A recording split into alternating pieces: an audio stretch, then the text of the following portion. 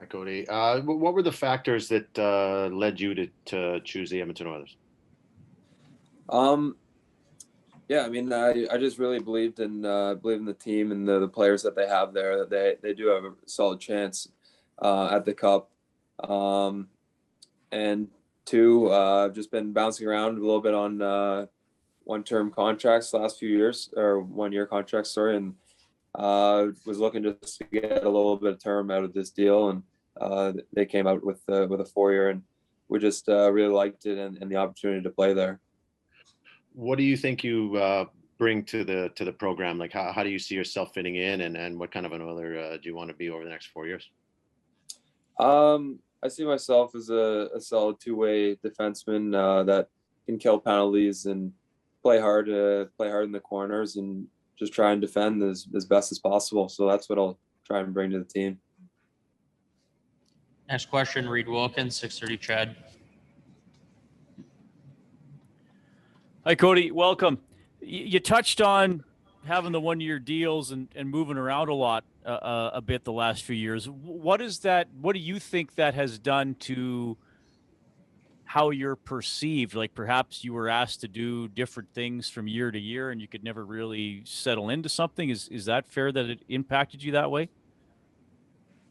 Yeah, I think it was hard to settle in if you're moving around. Always new guys trying to get comfortable every single year, but at the same time, I think it was a pretty good experience for me to get a chance to play with some of the guys that I got to play with, and in different organizations, and just see everything in a different light. So I think it helped evolve my game. At the same time, it is tough sometimes to settle in and move around that much. And just give us your perception of where the Oilers are sort of at here in terms of taking a step to become like a perennial contending team. I mean, I guess the perception you've maybe had of the team the last couple of years with the odd game against them, and now just with some of the moves you see today as well. Yeah, I mean, didn't get a chance to play against them last year, but I was following their season and Connor's season, and it was pretty crazy to see what level he's playing at right now. So I think moving forward, they do have a chance, and that was part of my decision, was that he's playing at such an insane level right now. It would be nice to be a part of it. Ryan Rashog, TSN. Hey, Cody.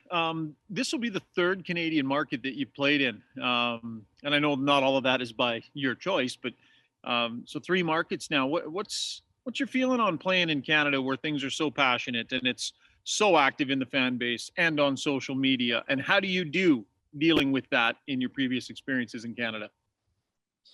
Yeah, I mean, it's another great fan base. They can be tough at times, but it's something you just got to block out. And I think I've gotten a little better at in the last few years of just blocking stuff out and focusing on hockey. But yeah, I mean, they do have a very, very passionate fan base, and I'm excited to play for them. Where do you think your game has been at, and where do you think it can go? And you played some good hockey lately. I'm not suggesting you haven't, but just give me a sense of where you think your game is at, and what you have in you performance-wise.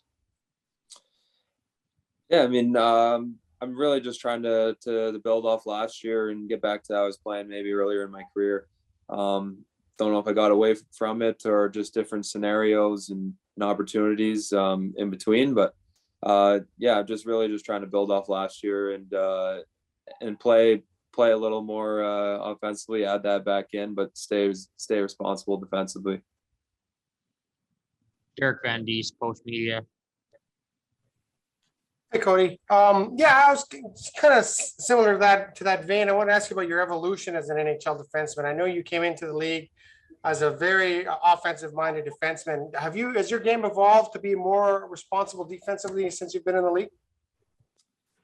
Yeah, I think so. I mean, early on, having a guy like Carlson on your team is tough to take anything away from him offensively. So I think I was forced to change up a little bit, and I think it really developed my game defensively.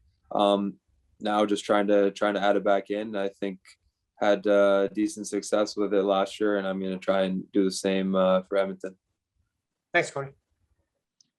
Gene Principe, Sportsnet. Hi, Cody. Congratulations on your new deal. I know fans, like with Adam Larson's departure, fans go, okay, who can we get? Oh yeah, there's Cody Ceci. Like, I wonder, as a player, when you see movement like that, whether you think, oh, maybe I have a better shot with Edmonton in this case, for example, because they've lost a player that I could help fill that role.